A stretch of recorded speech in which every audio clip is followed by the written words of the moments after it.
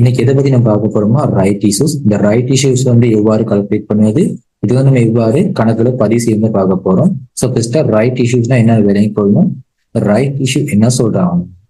Issue of the new share and consistent price and compromise to the current market price to existing share is the collect as right issues. என்ன சொல்றாங்கன்னா இந்த right இஷ்யூஸ்னா current market பிரைஸ்ல வந்து எவ்வளவு price போகுதோ, ஒவ்வொரு ஷேருக்கும் எவ்வாறு price போகுதோ அந்த பிரைஸுக்கு வந்து ஷேரை வழங்குறது என்ன சொல்றாங்கன்னா ரைட் இஷ்யூ சொல்றாங்க. சரியா? இந்த ரைட் இஷ்யூ வந்து பதிவு செய்வதற்கான டபுள் என்ட்ரி பார்த்தீங்கன்னா ஜேர்னல் என்ட்ரி வந்து ஷேர் இஷ்யூ வந்து நம்ம ரைட் இஷ்யூ வழங்கும் போது right issue account debit status capital account credit. இது எதுக்கு நம்ம மேற்கொள்றோம்னா நிறுவனத்துடைய உரிமையாண்மையை கேபிட்டல் வந்து அதிகரிப்பதற்காக, ஸ்டேட்டஸ் கேபிட்டல் வந்து அதிகரிப்பதற்காக. ஸோ இப்போ நம்ம பெஸ்ட் என்ன செய்யணும்னா அந்த ரைட் இஷ்யூ அக்கௌண்ட் வந்து டெபிட்டும் ஸ்டேட்டஸ் கேபிட்டல் அக்கௌண்ட் வந்து கிரெடிட்டும் பதிவு செய்யப்படும். அண்ட் செகண்ட் பார்த்தீங்கன்னா இந்த ரைட் இஷ்யூஸ்க்கான அமௌண்ட் என்ன செய்ய போறோம், ரிசீவ் பண்ண போறோம். ஸோ இப்போ அமௌண்ட் வந்து ரிசீவ் பண்ணும்போது கேஷ் அக்கௌண்ட்ல பதிவு செய்ய போறோம் டெபிட்டும், ரைட் இஷ்யூ அக்கௌண்ட் கிரெடிட்லயும் பதிவு செய்ய போறோம். இதுல பாத்தீங்கன்னா ரைட் இஷ்யூ அக்கௌண்ட் பார்த்தீங்கன்னா நிறுவனத்தில் இல்லாம போயிடும். கேஷ் அக்கௌண்ட் டெபிட்டும் ஸ்டேட்டஸ் கேபிட்டல் அக்கௌண்ட் கிரெடிட்லயும் பார்த்தீங்கன்னா ஆட்டோமேட்டிக்கா அது பதிவு செய்யப்படும். இந்த ரைட் இஷ்யூல வந்து நிறைய இருக்குது, கம்பெனிக்கான அட்வான்டேஜ் இருக்குது, அதே மாதிரி இது வந்து எவ்வாறு மேற்கொள்வது முறைகள் இருக்குது. ஸோ இதெல்லாம் பார்த்தீங்கன்னா நோட்ஸா இருக்கும். ஸோ மாணவர் வந்து கூட வந்து இடர்படுறது வந்து இந்த பதிவுகளை மேற்கொள்ளும் போது, கணக்கு கொடுத்து அந்த பதிவுகளை மேற்கொள்ளும் போது இடர்படுறாங்க. முதலாவது எக்ஸாம்பிள் போவோம், இது வந்து எவ்வாறு பதிவு செய்யறது. அப்ப முதலாவது எக்ஸாம்பிள் வந்து செய்யும் முன்னுக்கு பெஸ்ட் என்ன செய்யணும், வாட்சிட்டு போற சந்தர்ப்பத்திலே என்னென்ன விடயங்கள் சொல்றாங்களோ மெயினான விடயங்கள் நோட் பண்ணி கொள்ளுங்க. ஓகேவா? நான் அதுல நோட் பண்ணியிருக்கேன் ஃபுல்லா.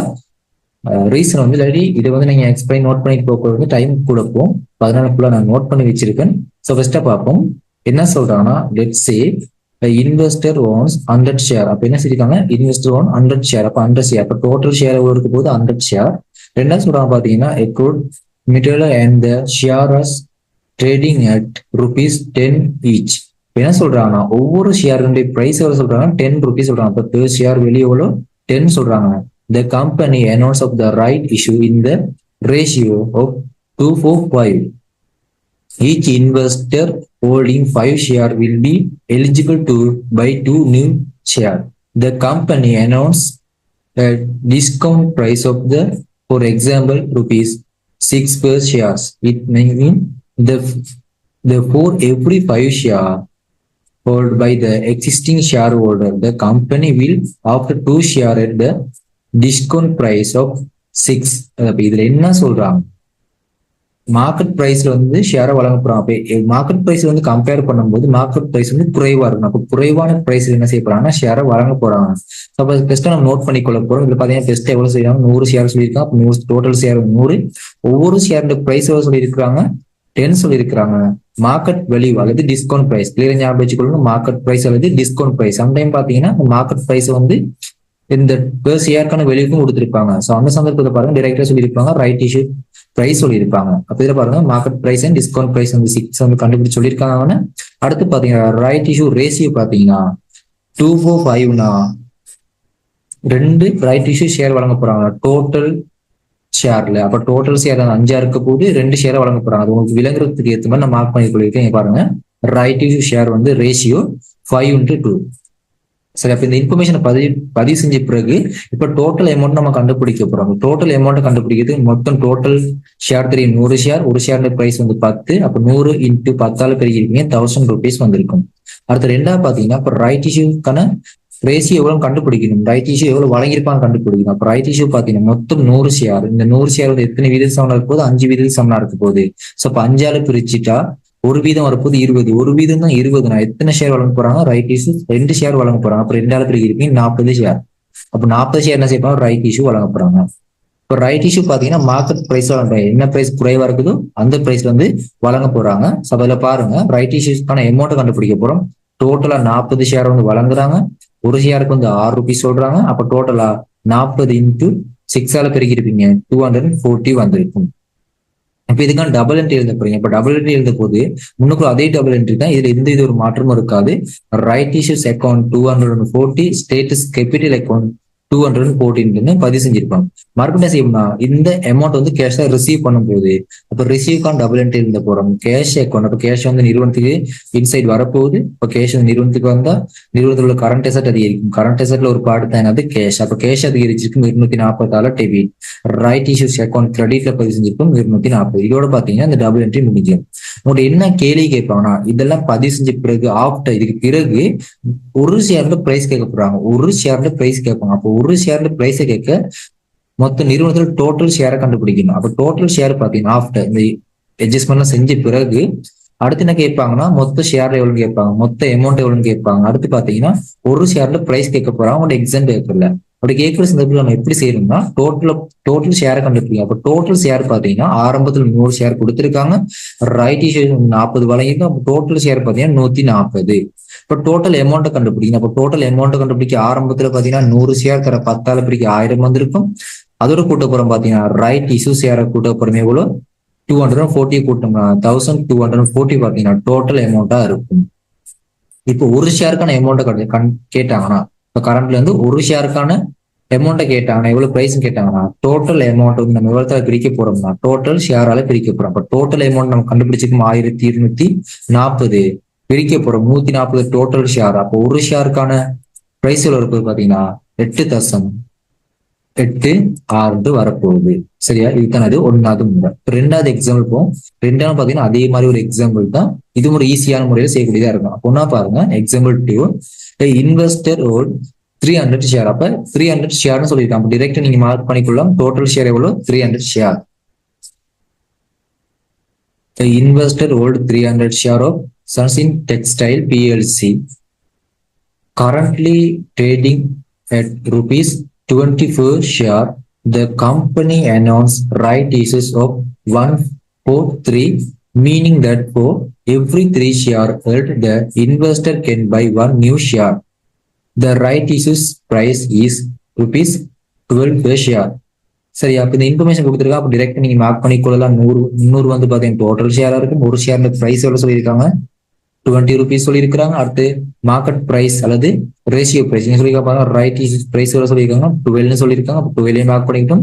ரேஷியோ எவ்வளவு சொல்லியிருக்காங்க ரைட் இஷ்யூ ரேஷியோ வந்து 1:3 சொல்லியிருக்காங்க. அதை அப்படியே மாத்தி போட்டுக்கொள்ளுங்க. 3:1 3க்கு 1 வீதம் மார்க் பண்ணி கொள்ளுங்க. அப்படி என்ன கேள்வி கேட்கிறாங்கன்னா how many right share will be the investor be handling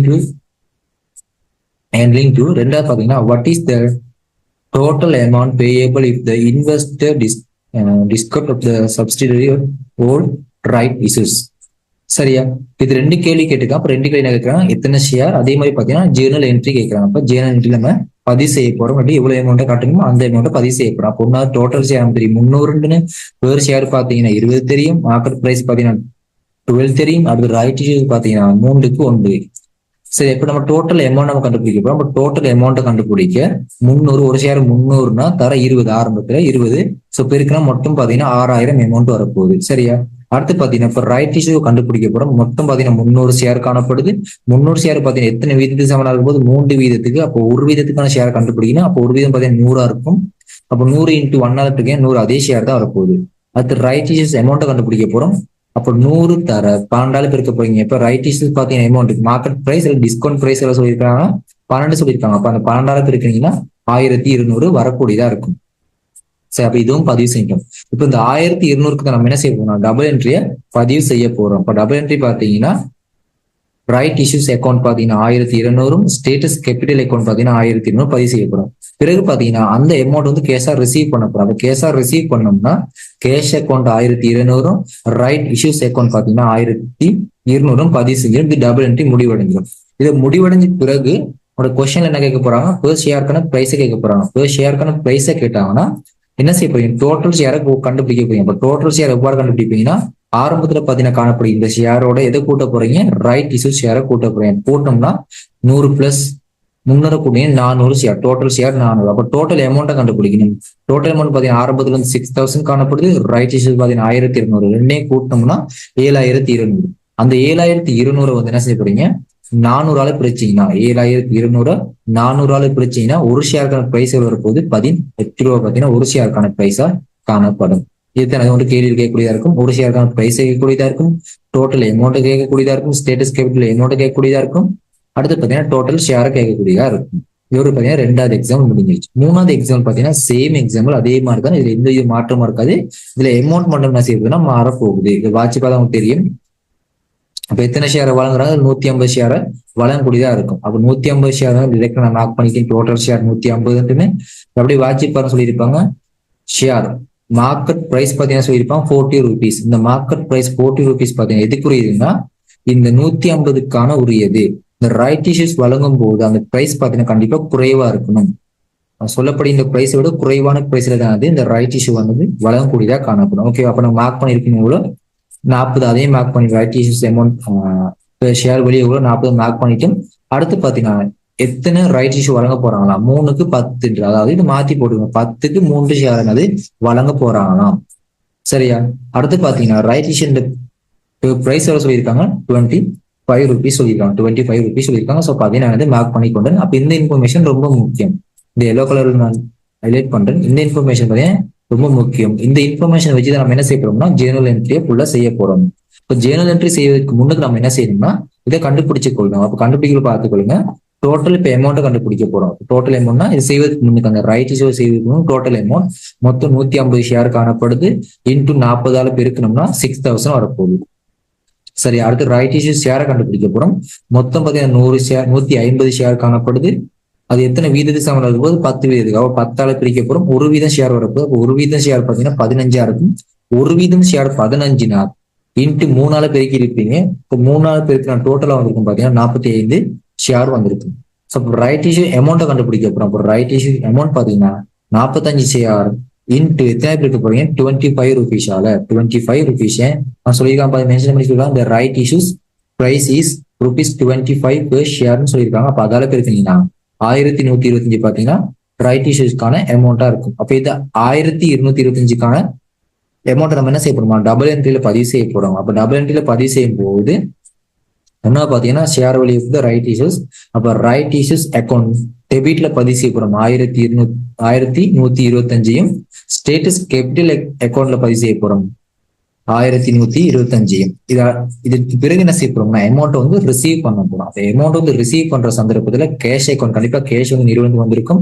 அப்ப கேஷ் அக்கௌண்ட் டெபிட்ல பதிவு செஞ்சிருப்போம் 1125. ரைட் இஷ்யூ அக்கௌண்ட்ல பதிவு செஞ்சிருப்போம் 1125 பதிவு செஞ்சிருப்போம். இதோட முடிஞ்சிடும். இதுக்கு பிறகு பாத்தீங்கன்னா இப்போ ஷேருக்கான பிரைஸை கண்டுபிடிக்கணும். இப்போ ஷேருக்கான பிரைஸை கண்டுபிடிக்கிறது நம்ம என்ன செய்யறோம், டோட்டல் ஷேரை கண்டுபிடிப்போம். இப்போ டோட்டல் ஷேர் பாத்தீங்கன்னா 1150 பிளஸ் 45 ரெண்டையும் கூட்டணும்னா 195 டோட்டல் ஷேரா இருக்கும். இந்த டோட்டல் ஷேருக்கான அமௌண்ட்டை கண்டுபிடிக்கணும். டோட்டல் அமௌண்ட் கண்டுபிடிக்க ஆரம்பிச்சு 6000 பிளஸ் ரைட் இஷ்யூ ஷேர் பாத்தீங்கன்னா கண்டுபிடிச்ச 1125 ரெண்டையும் கூட்டணும்னா 7125. இந்த 7125 டோட்டல் ஷேரால பிரிச்சீங்க. அந்த 7125 டோட்டல் ஷேரால பிரிச்சீங்கன்னா ஒரு ஷேருக்கான பிரைஸ் வந்திருக்கும் 36.54 வந்திருக்கும். உங்க ஆன்சரா இருக்கும். ஓகேவா? மேல கேட்ட கேள்விக்கான ஆன்சர் பாத்தீங்கன்னா இது அவ்வளவு அதுக்கான ஆன்சரா இருக்கும். சரி, எப்ப பார்த்தோம் பாத்தீங்கன்னா இன்ஃபர்மேஷன் வந்து ஷேர் வந்து அவங்க டிரெக்டா கொடுத்துருந்தாங்க. இப்ப என்ன செய்ய போறோம், நம்ம ஷேரை கண்டுபிடிச்சு அந்த அமௌண்ட் அவ்வளோத்தையும் கண்டுபிடிக்க போறோம். அதுக்கான எக்ஸாம்பிள் தானே இதா இருக்கு. சரியா? இப்போ இந்த எக்ஸாம்பிள் பாத்தீங்கன்னா the company XYZ is issuing right to its existing shareholders at the ratio of 3:5 at the 80 each. How many right will they will entitled to? சரி, அப்ப என்ன சொல்றாங்கன்னா XYZ அந்த கம்பெனி பாத்தீங்கன்னா 3:5 பாத்தீங்கன்னா ரைட் இஷ்யூ வழங்க போறாங்கன்னா ஈச் பிரைஸ் எவ்வளவு சொல்லியிருக்காங்க 80 சொல்லியிருக்காங்க. ஓகேவா? சில கீழே இன்ஃபர்மேஷன் கொடுத்துருக்காங்க. ஆர்டினரி ஷேர் கொடுத்துருக்காங்க, ஷேர் பிரீமியம் கொடுத்துருக்காங்க, ரிவல்யூஷன் ரிசர்ச் கொடுத்துருக்காங்க, ரிட்டர்னிங் ப்ராஃபிட் கொடுத்துருக்காங்க. இது அவ்வளவு கொடுத்துருக்காங்க. இப்ப நம்ம தான் கண்டுபிடிக்கணும் எத்தனை ஷேர்ன்றீங்க. அப்ப எத்தனை ஷேர்னு கண்டுபிடிக்குது கிளியரா ஞாபகம் வச்சுக்கணும். இந்த ஆர்டினரி ஷேர் அமௌண்ட் கொடுத்துருக்காங்க பாருங்க 5 lakhs கொடுத்துருவாங்க. இந்த 5 lakhs வந்து டிவைட் பண்ண போறீங்க 100ஆல. அப்ப 100ஆல டிவைட் பண்ணீங்கன்னா டோட்டல் ஷேர் வந்துடும். அப்ப நிறுவனம் டோட்டல் ஷேர் பாத்தீங்கன்னா 500,000 பிரிச்சிருப்பீங்க 100ஆல. ஸோ டோட்டல் ஷேர் பாத்தீங்கன்னா 5000. இந்த 5000 பாத்தீங்கன்னா டோட்டல் ஷேரா இருக்கும். அடுத்து ஃபர்ஸ்ட் ஷேர் வெளியே பாத்தீங்கன்னா இதா தான் இருக்கும். ஃபர்ஸ்ட் ஷேர் வெளியே பாத்தீங்கன்னா இதா தான் இருக்கும் 100. சரியா? அடுத்து மார்க்கெட் பிரைஸ் அல்லது டிஸ்கவுண்ட் பிரைஸ் பாத்தீங்கன்னா 80. கம்பேர் பண்ணும்போது எந்த பிரைஸ் குறைவா இருக்கு, இந்த 80 பிரைஸ் தான் குறைவா இருக்கு. அப்ப அதான் இருக்க போது ரைட் இஷ்யூஸ்க்கான பிரைஸா இருக்க போது அதான் 80 இருக்கும். அடுத்து ரைட் இஷ்யூ ரேஷியோ பாத்தீங்கன்னா 5:3 பாத்தீங்கன்னா 3 into 5 சொல்லியிருக்காங்க. அதை அப்படியே மாத்தி போட்டு கொடுங்க. 5 into 3. சரியா? இப்ப கண்டுபிடிக்க போறோம் டோட்டல் அமௌண்ட் கண்டுபிடிக்க போறோம். அந்த டோட்டல் அமௌண்ட் ஆரம்பத்துல அவங்க கொடுத்திருந்தாங்க. இருந்தாலும் உங்களுக்கு விளங்குவதற்காக வந்து நீங்க போட்டு பெருக்கிருக்கேன். 5000 100 பெருக்கணும் 5 lakhs. அதான் எனக்கு கொடுத்துருக்காங்க. ஓகேவா? அடுத்து கண்டுபிடிக்க போறோம் ரைட் இஷ்யூஸ்க்கான ஷேரை கண்டுபிடிக்க போறோம். அப்ப ரைட் இஷ்யூஸ்க்கான ஷேரை பாத்தீங்கன்னா 5000 எத்தனை வீதத்துக்கு சமனா இருக்க போகுது? 5 வீதத்துக்கு சமனா இருக்க போகுது. சோ அப்ப 5 பிரிச்சீங்கன்னா 1 வீதம் வரப்போகுது. அப்போ 1 வீதம் எவ்வளவு வரும்போது 1000. எத்தனை ரைட் இஷ்யூ வழங்குறாங்க? 3 வழங்குறாங்க. அப்ப 1000 into 3 பெருகி இருப்பீங்க. 3000 வந்துருக்கு. அப்ப இந்த 3000 வச்சு நம்ம என்ன செய்ய போறோம்? ரைட் இஷ்யூக்கான அமௌண்ட்டை கண்டுபிடிக்க போறோம். அப்ப அமௌண்ட்டை பாருங்க. ரைட் இஷ்யூஸ் அக்கௌண்ட்ல வந்து 3000 into 80 rupees பெருகிருப்பீங்க. 240,000 வந்திருக்கும். 240,000 வந்திருக்கும். 240,000 அப்படியே சேஞ்ச் பண்ணிருப்போம். எங்க சேஞ்ச் பண்ணிருக்கோம்னா டபுள் என்ட்ரிக்கு ஜேர்னல் என்ட்ரிக்கு ரைட் இஷ்யூஸ் அக்கௌண்ட் பாத்தீங்கன்னா 240,000, ஸ்டேட்டஸ் கேபிட்டல் அக்கௌண்ட் பாத்தீங்கன்னா 240,000 பதிவு செஞ்சிருப்போம். இந்த 240,000 பாத்தீங்கன்னா கேஷா ரிசீவ் பண்ணிருப்போம். கேஷா ரிசீவ் பண்ணியிருந்தா கேஷ் அக்கௌண்ட் டெபிட்ல பதிவு செஞ்சிருப்போம் 240, ரைட் இஷ்யூஸ் அக்கௌண்ட்ல பதிவு செஞ்சிருப்போம் கிரெடிட்ல 240. இதுக்கு பிறகு பாத்தீங்கன்னா ஆரம்பத்தில் முன்னுக்கு செஞ்சது மாதிரி என்ன செய்வாங்கன்னா ஒரு ஈச் ஷேருக்கான பிரைஸை கண்டுபிடிக்க போறோம். அப்ப ஈச் ஷேருக்கான பிரைஸை கண்டுபிடிக்கும் போது டோட்டல் ஷேர் கண்டுபிடிக்க போறோம். அப்ப டோட்டல் ஷேர் 5,000 ஆரம்பத்தில் காணப்படுது plus right issue 3,000 கூட்டணும்னா 8,000 total share. அது டோட்டல் அமௌண்ட் கண்டுபிடிக்க போறோம். ஆரம்பத்தில் 5 lakhs பிளஸ் ரைட் இஷ்யூ வந்து 240,000 கூட்டணும்னா 740,000. அப்ப 740,000 80,000 டிவைட் பண்ணீங்கன்னா 92.5 பாத்தீங்கன்னா ஈச் ஷேருக்கான கரண்ட் பிரைஸா இருக்கு. சரியா? அதுவும் முடிஞ்சு. அடுத்து பாருங்க, அடுத்த எக்ஸாம்பிள் பாருங்க. எக்ஸாம்பிள் 2. அதே எக்ஸாம்பிள் மட்டும் நீங்க டிரெக்டா கொடுத்துருக்காங்க. எல்லா இன்ஃபர்மேஷனும் கொடுத்துருக்காங்க. சரி, அப்ப இந்த இதுல என்ன செய்ய போறோம்னா இப்ப கண்டுபிடிக்க போறோம் டோட்டல் ஷேர் கண்டுபிடிக்க போறோம். டோட்டல் ஷேர் கண்டுபிடிக்கிறதுக்கு முதல்ல கணக்கு மாறிக்கலாம். ஓகேவா? வாட்சி பாத்தீங்கன்னா ABPLC பாத்தீங்கன்னா ரைட் இஷ்யூ வழங்குறாங்க. எவ்வாறு ரைட் இஷ்யூ வழங்குறாங்களா? 2 into 5 வழங்குறாங்களா? 60 rupeesக்கு வழங்குறாங்களா? சரி, அப்ப கீழே இன்ஃபர்மேஷன் கொடுத்துருக்காங்க. ஆர்டினரி ஷேர் கொடுத்துருக்காங்க. அடுத்து ஷேர் பிரீமியம் கொடுத்துருக்காங்க. Revaluation resource, retaining earning, total கொடுத்துருக்காங்க. ஓகேவா? இப்போ இந்த இன்ஃபர்மேஷன் வச்சு நம்ம செய்ய போறோம். பெஸ்டா கண்டுபிடிக்கணும் டோட்டல் ஷேரை கண்டுபிடிக்க போறோம். அப்ப டோட்டல் ஷேர் கண்டுபிடிக்க என்ன செய்ய போறீங்க? ஆர்டினரி ஷேரை வந்து பிரைஸால பிரிக்க போறீங்க. ஆர்டினரி ஷேர் பாத்தீங்கன்னா 800,000 அதை பிரிக்க போறீங்க 100ஆல. அப்போ டோட்டல் ஷேர் வந்திருக்கும் 8,000 வந்திருக்கும். ஷேர் பேர் ஷேர் வெளியே பாத்தீங்கன்னா 100. இந்த பேர் ஷேர் வெளியே 100. அடுத்து மார்க்கெட் பிரைஸ் எவ்வளவு மேல சொல்லிப்பான் பாத்தீங்கன்னா 60. இது குறைவு வரைக்கும் மார்க்கெட் பிரைஸா இருக்க போது 60 நம்ம பதிவு செஞ்சுக்கலாம். அது டிஸ்கவுண்ட் பிரைஸ் சொல்லுவாங்க. அடுத்து ரைட் இஷ்யூ பாத்தீங்கன்னா ரேஷியோ சொல்லியிருக்காங்க 2 into 5 இருக்கு. அப்படி சேஞ்ச் பண்ணி கொடுங்க. 5 into 2க்கு மாத்தி கொடுங்க. அப்ப இலகுவா இருக்கும் உங்களுக்கு. இப்ப டோட்டல் அமௌண்ட் கண்டுபிடிக்க போறோம். 8,000 into 100 800,000.